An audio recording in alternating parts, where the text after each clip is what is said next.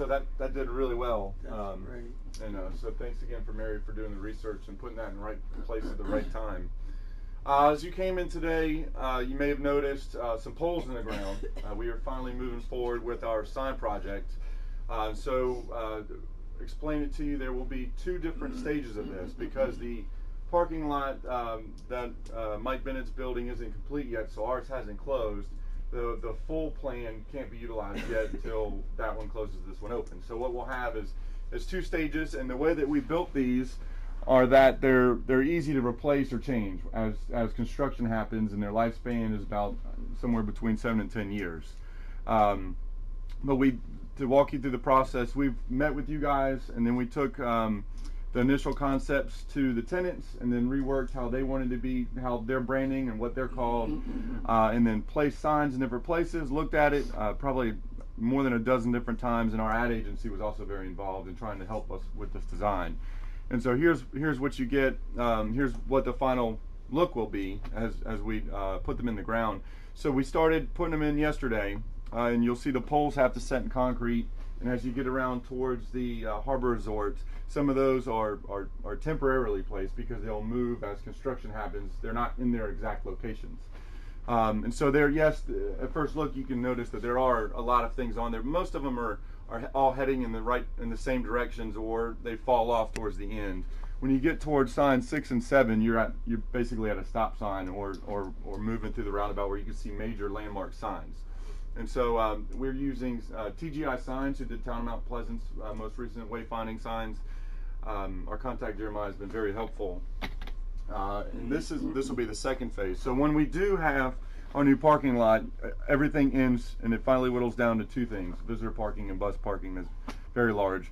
We're going to complement this package with some more bus parking along the way that are smaller signs that aren't attached to these bigger signs. And then so that you're aware where they're going, this is the first one that was put in yesterday.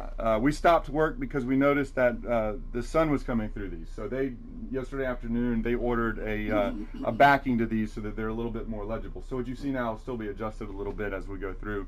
And there's sign pollution, if you will. There's so many different signs out there, it's really hard to focus in on what you're looking at. So what we'll do is, once these are in, the same company will remove the other ones. And we have a little bit more positioning of a few other signs that are out there to help make it look good, as good as it can. And then as you come back around, this is the same sign, 3 and 4. So we realized that there's a lot on there, and it could be a little hard to read, but there's nothing between here and there. So we did the same sign in 2 different locations. And then as you come through the roundabout, sign 5 is in the second package. It'll say employee entrance only, because this is not an entrance that visitors will go in as it's drawn now.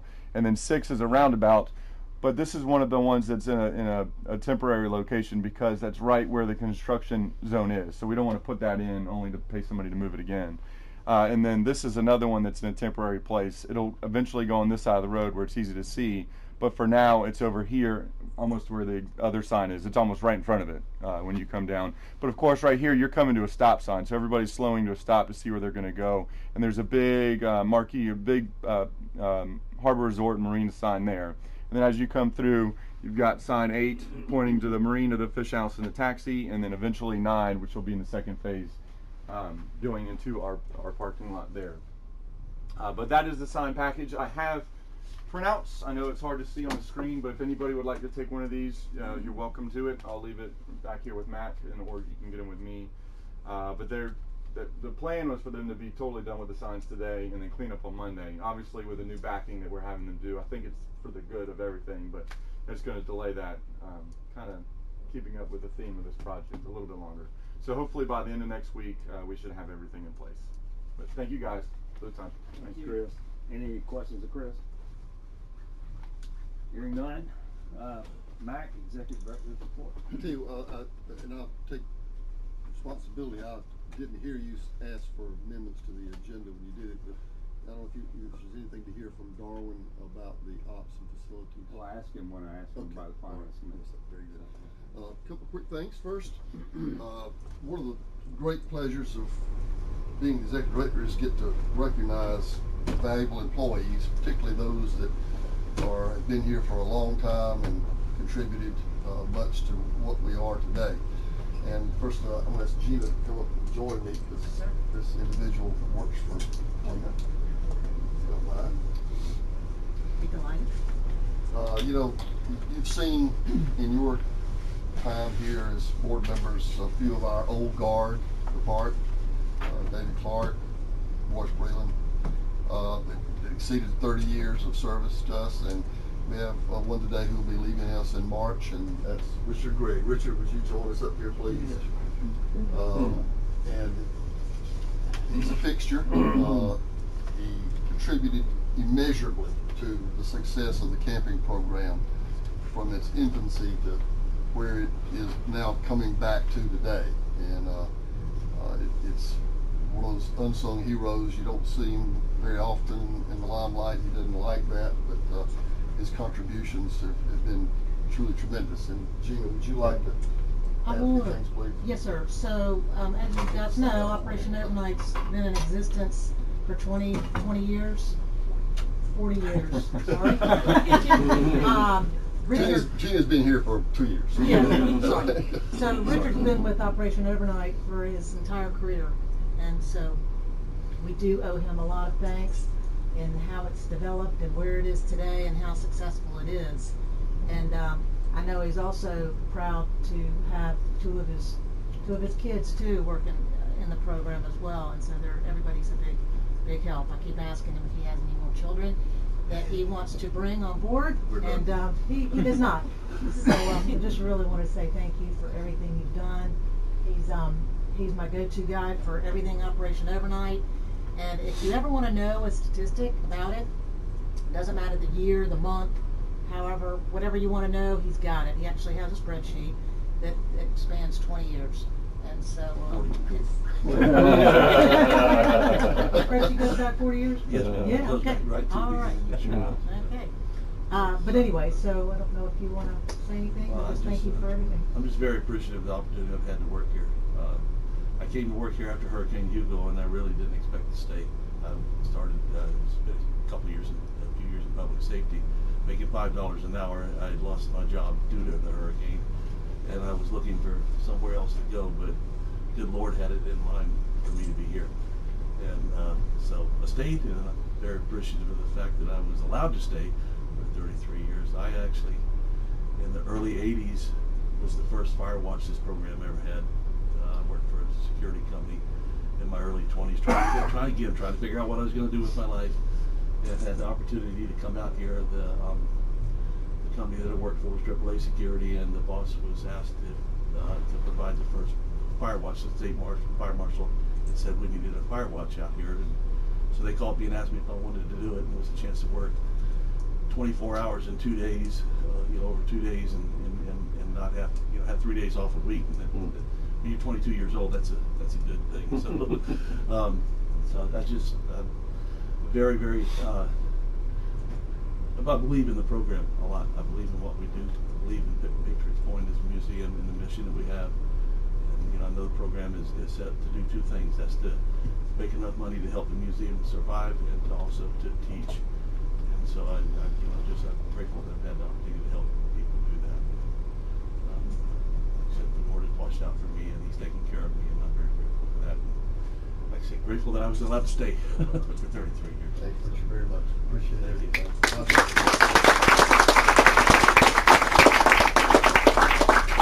Richard, on behalf of the board, thank you for everything you've done over the years. I mean, Patriots Point is what it is because of you and others, and what the contributions you've made.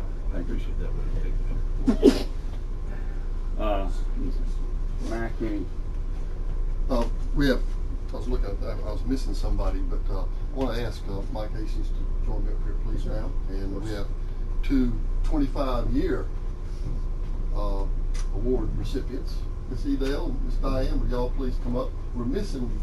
I'm going to. Joe Campbell couldn't be here. He asked me that I read a short statement. Short. Everybody's laughing. It's very short. It's very heartfelt. So if that's okay, after I recognize the ladies, I'd love to. First, I don't care how hard you try to treat everybody exactly alike, and love them all the same. You always have favorites. And these two ladies are just that. They really make you feel good when you come aboard the ship every morning. You see them and you share a joke and a laugh. It means so much to everybody. But the work they do is just keeping this place clean and presentable to the public is essential to everything that we think we are. And I think I'm correct in this. Y'all started out as contract employees. Yes. And Joe Campbell did Yes. as well. And their time with us doesn't count that time. And I believe Admiral Flatley Yes. converted y'all to state employees, which is absolutely the right thing to do. It should have been done from the very beginning, but the state system wasn't always as flexible as it isn't even today. But that did happen, and we're thankful for it. And appreciate all you meant to us. So I'll turn it over to Mike. All right. Well, I know this thing's in the way. I'm gonna. You guys need to come up here more under the light, so you don't see the shine from my bald head, right? So I'm gonna. Before I go, I know we got to be brief, but it's important. I'm gonna start with a pop quiz. What do Governor Richard Riley, President Ronald Reagan, and you guys have in common?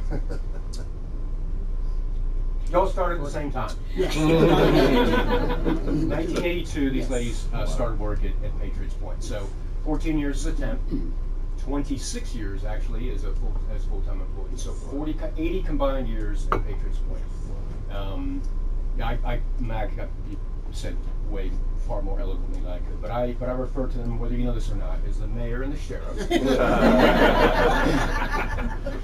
or the bark and the bite, because they have a reputation, if you know who really runs the joint, right? So they are pillars of Patriots Point, and so much more beyond their responsibilities of what they do here. You can say, oh, they're custodians and the custodial supervisor. I'm here to tell you, everything I do, every decision I've made, every meeting I've had, if it doesn't pass the litmus test of Miss Diane Brown, then it's probably not a good idea. And I mean that that's genuine from the bottom of my heart. I respect the both of you so much in what you've done for this agency.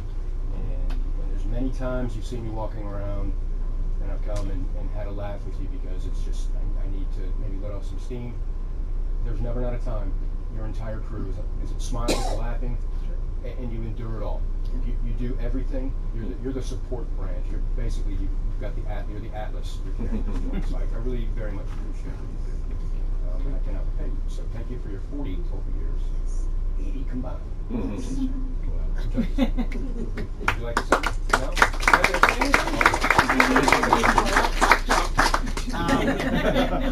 Great. I'm just glad to be a part of Patriots Point and staff and stuff like that. I never thought I would be here because when I was working for the contractor company, he lost the contract. So I said, "Ooh, whoopee!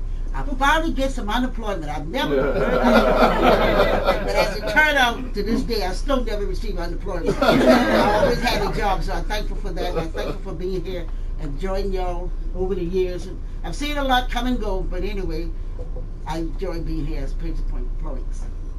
Thank you very much. Yeah. Wonderful. I just like to say you. thank you. I'm not a speaker, I'm a singer. So we're not going to sing today, and we ain't got no instrument to play now. Thank y'all very much. Yes. And thank you, and thank you. Yes. Thank you. And thank you. Thank you. Thank you. And by the way, the check is in the mail. It will come. I hear you. Joe Campbell Bill, we have to stay. No, you could, y'all can. I'm going to, if that's okay. I may No, read Joe's. absolutely, please. So I believe most folks here know who Joe Campbell is, and he has a broad array of responsibilities. He's currently in the maintenance division, and he's the paint shop supervisor. But he's had a lot under his belt. Beside that, maintaining all 27 of our aircraft, mainly. But now he is in charge of painting the entire Yorktown, and he just finished up the Laffey. So great job. Here is his letter. Unfortunately, he had a medical appointment today. To the Patriots Point board members and our executive director, Mac Burdett. First, I would like to apologize for my absence. It is an honor that Patriots Point is recognizing me for my hard work for over 37 years, but who's counting? I would like to thank my coworkers who have made my life here interesting and enjoyable. I would also like to thank the Executive Director, Mr. Mac Burdett, and his staff for their leadership and support. 37 years is a long time to reflect back on memories when I first started here. There are lots of stories I can tell you, and there's many more that I can't, but maybe after 40 more years of service, I'll share those with you. To Diane Brown and Edel Simmons, to be recognized for your 25 plus years of service and your hard work with all three of us at the same time, that adds up to 87 years of a job well done. Thank you, Patriots Point, to all who are present today for giving us the opportunity to be part of this great place. I cannot end this letter without acknowledging some of the employees and volunteers we lost over the years that I've worked with, and with doing the time of service at Patriots Point, my heart goes out to their families with love. Thank you again for this honor and for the opportunity to share my thoughts and memories. I hope we will continue to do our best for our company and experience a huge success. Thank you very much, Joe Campbell. Very good. I don't know if you are on Facebook, but try to figure out a way to befriend Joe. He has some of the greatest pictures. He loves to dress, especially for Sundays and Easter, and it's worth being on Facebook. Get to know Joe from that angle.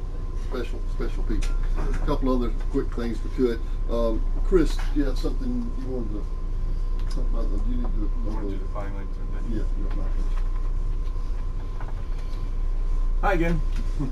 I have our plan for the Fighting Lady Turns 80 event that we've been working so hard. So Susan mentioned all the work Meredith's doing for the reception for the All Who Served Uniforms of World War II exhibition that we will open on the 15th. Just 2 days later, we will have a birthday party, if you will, for the Fighting Lady as it turns 80.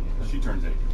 And so I'm not going to go through the whole plan. There's a lot of things in here, and it's all driven by these objectives that we listed of what we're trying to accomplish that day. But we hope, I think, bottom line, to make sure that we appropriately celebrate the birthday, let the community know it's there, and give something for the community to help us celebrate. And if we've reached 2,600 people, that would be our goal with $50,000 in ticket sales. But really, the idea is just to celebrate the Yorktown and make sure that people understand the value of the ship here in the community. So I will leave this here for everybody to grab. There's a lot of good things in there and a lot of people involved in the plan. But thank you guys for the time. Thanks, Chris. Also excited to let you know that the annual bus tour for our volunteers will resume this year. It's been a hiatus of about 2.5 to 3 years because of COVID and other issues, and they'll be loading up here very soon and take a tour to USS North Carolina and tour that, and then they'll go over to Fort Bragg and tour the Airborne Museum, and then finally they'll end up at Fort Jackson, and they're going to have a big tour of what goes on at basic training, our nation's largest basic training base. So that's exciting. They're all very appreciative of the funds that are needed to make this happen. I can tell you they're all excited about it. So thank you on behalf of those men and women who are going on this trip. I think it's about 45, Gina, that have signed up. Yes, sir. Like that. So that's great. Also, Gina's worked out details for 200 collegiate ROTC cadets from East Carolina University to come and visit us tomorrow, and that's probably the largest contingent of ROTC college cadets that we've ever had. So we're excited to have them on board tomorrow. That'll be a lot of fun. We had a great staff-to-staff meeting with the Congressional Medal of Honor Society staff and the folks that work on their museum. I think you've all heard by now that they are the recipients of about $3 million grant to improve the museum, expand it, and of course they need to work with us in doing that. And so we had a staff meeting, went very, very well. And the details will be coming to you pretty soon from both our staff and I think from Mr. Falkenberry, who will also come before you and talk about their plans as they materialize. But they've hired a contractor to do a lot of the design work and the implementation of it. So I think they'd love to have all this done by next February for the Medal of Honor week next year. Hopefully they'll be able to announce the gift at the Medal of Honor Day event that we'll have on the ship in March. I think that'll be the case. I want to mention real fast, and this is, I guess, my parting gift to staff, which they'll never forget, and that's the months of March and April. They're killers, to say the least, and it doesn't get much better in May and June. but you can see what's going on with events, and there's some really big ones. Some of them are just regular events that we normally have. But you know, this beginning the week of the 17th of March is Medal of Honor Week. It culminates with a big celebration and ceremony in Washington D.C. But we're going to have our own right here on board the Yorktown, and it'll be on the 25th of March. And several recipients will be here. They'll be doing some interviews on stage for the public.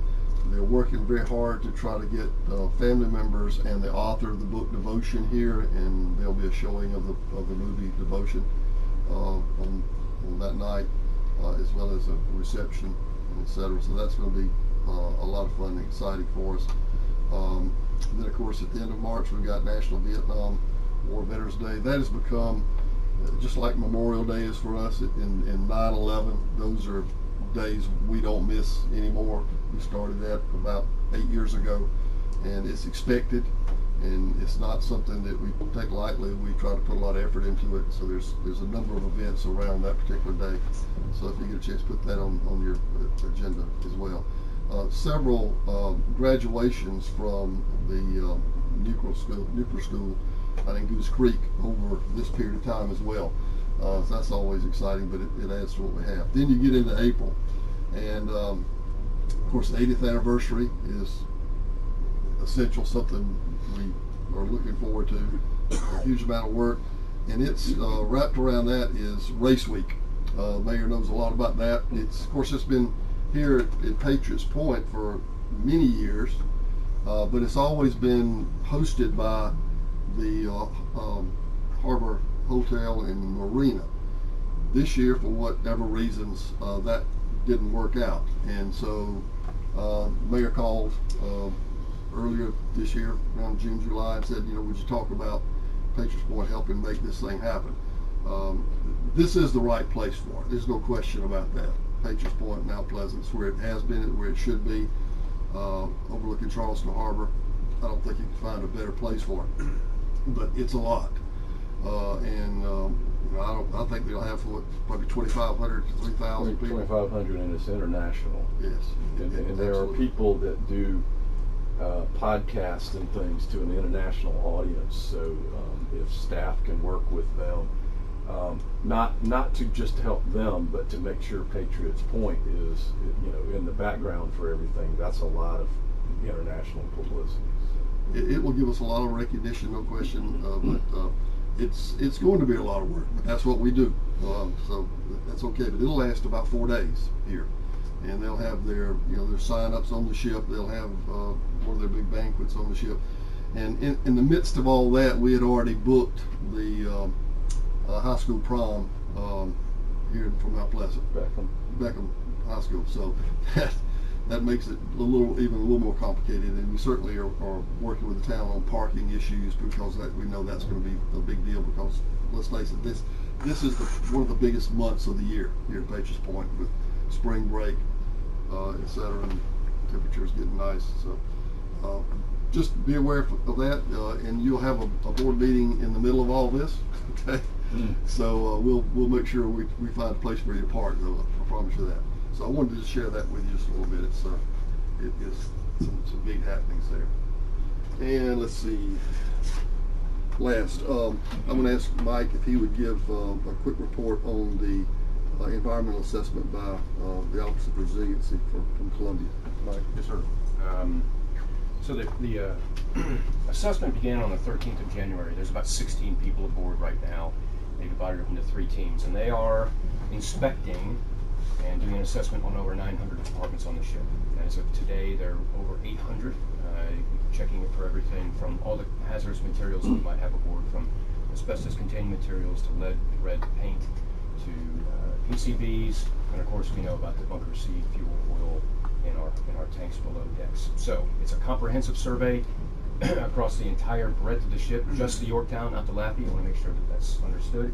And they will start peeling away early next week, and they'll conclude their survey on the 27th of February. I've received I meet with these guys every single morning, the project manager and the lead marine architect, and they share with me their impressions so far. I don't have anything tangible or a written report. We should have an outbrief with them before they depart, and then I anticipate probably September we'll have the complete study. There is no surprises. There are no surprises, excuse me, so far. We know what we have. These are legacy contaminants that are aboard the vessel. But I will share with you that some information that I was running with for several years, based on a previous report, that, for instance, there was over 100,000 gallons of bunker C oil aboard the ship. That is not the case. It's just about 60,000 gallons. So I take that as a win, right? So that's good news. These gentlemen, this team, excuse me, are exceedingly thorough. They have gone into 33 tanks that the Shaw Environmental team were not able to access. These folks got in there. Again, marine architects who were very competent. They worked on the USS Texas, as a reminder, which is currently in dry dock down in Galveston, and of course they worked on the Sullivans up in Orchard Park. Very good team. Very high confidence in their work. So, One last thing, quick report on Clamagore, and I think the salvage part is going to start pretty soon. Yes. So Clamagore is currently up in Norfolk. They are, as I mentioned to you before, they have a dry dock vessel called the Oak Ridge, where they're going to actually put the Clamagore inside the Oak Ridge and be in complete dry dock, and then begin dismantling the hull for recycling purposes. Currently, she's still in a berth. I maintain contact with Tim Mullane, of course, the contractor with Colleen Marine. He's still gathering some contractors. The team that worked here, some of those folks are bleed over into the actual dismantling of the ship, but he's having to hire a whole new crew. And he's also got a few irons in the fire, but as soon as we get the Clamagore into dry dock, that's when she's going to be taken all the way down to the keel, and the rest of the boat will be dismantled. We will send a team of 2 folks up there, Jim Vickers and John Woolman, our videographer, to document that process as required by NAVC, and I've been in contact with those folks just last week to give them an update on that process. So that's where we start. I did have one more for you, because you're observant. You see what's out on our yard, in our property as you come to visit and attend these meetings. A lot of our yard artifacts are being removed, and we want you to know about that and what's happening and why. And so if you've got questions, we can sort of deal with that. Just talk about what you've been doing. Oh, you want me to discuss? Yeah. I'm sorry. They're big, but they don't work very well. My ears. So, over the course of the last several weeks, and these agreements have been in place for months, we've just been waiting for the right time. As Mac mentioned, several of our artifacts, and in conjunction with of course, Meredith and Melissa, we have donated a lot of these artifacts that you're used to seeing when you come visit. So I'll start with the Dahlgren guns, those large cannons that were overlooking the harbor. They were pointed directly at the Yorktown. Those really just moved right across the street. So the Battery Soccer Stadium, and if I call it the wrong thing, football pitch, whatever. So they are now co-located right over there. You can drive right by them as you leave. I think they're very excited to have those artifacts. So that's a win for both organizations. Bobby Ketlowski, the former event planner here, who retired and moved to North Carolina. He is now the curator of the Veterans History Museum of North Carolina. Of course, he taps on my shoulder and Meredith and, hey, you got anything for me? We donated a 40mm Bofors cannon to his museum about 2 weeks ago. They came down with a tractor truck. We provided the crane, and now they have a 40mm gun. You've seen them, you know what they look like. They're alternating firing mechanisms anyway. So that's gone. The guys down in Galveston, the Carvalho Museum, it's a submarine museum and naval museum. They have received a good bit of items, and they're going to come back for more. So they are also getting they received a Mark 18 torpedo. They're going to get a 3-inch 50 caliber deck gun, a Bofors cannon, and then the Kostler Memorial. Admiral Kostler Memorial is about 36 inches high. He was the first commanding officer of their submarine, so of course they want that memorial. And there's 2 small deck guns that were adjacent to that. So those guys are coming back next Wednesday and picking up all of those items. We're providing the crane services, and they are providing the ride for the 22-hour round trip journey back to Galveston, Texas. Still some other things out there. Of course, we have to address the flagpoles and how we're going to manage that. The picnic tables, we'll have to figure out how we're going to either relocate or donate 22 picnic tables at a concrete basis. So if you know anybody who might need some, be sure to use the tip. But that's about long and short of That's it. That's all I have, Mr. Chairman. Very right, thanks. Any public comments?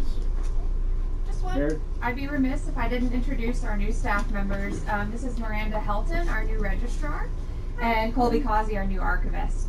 So we're really excited. They will be managing our collection, which I will remind you is over 135,000 objects, from aircraft up on the flight deck to letters home to mom in our archives. So they will be helping us tackle all that and helping Melissa and I as we update our tour routes and create new exhibitions. So we're really excited to have them here. Great, thanks. Thank Welcome to Patriots Point. There are no other comments. The chair will entertain a motion to go into executive session for the purpose of discussing contractual, legal, and personnel matters. So moved. Thanks. That was moved. Second, all in favor, raise your right hand. All opposed? The ayes have it. We'll take about a 5-minute pause. All right.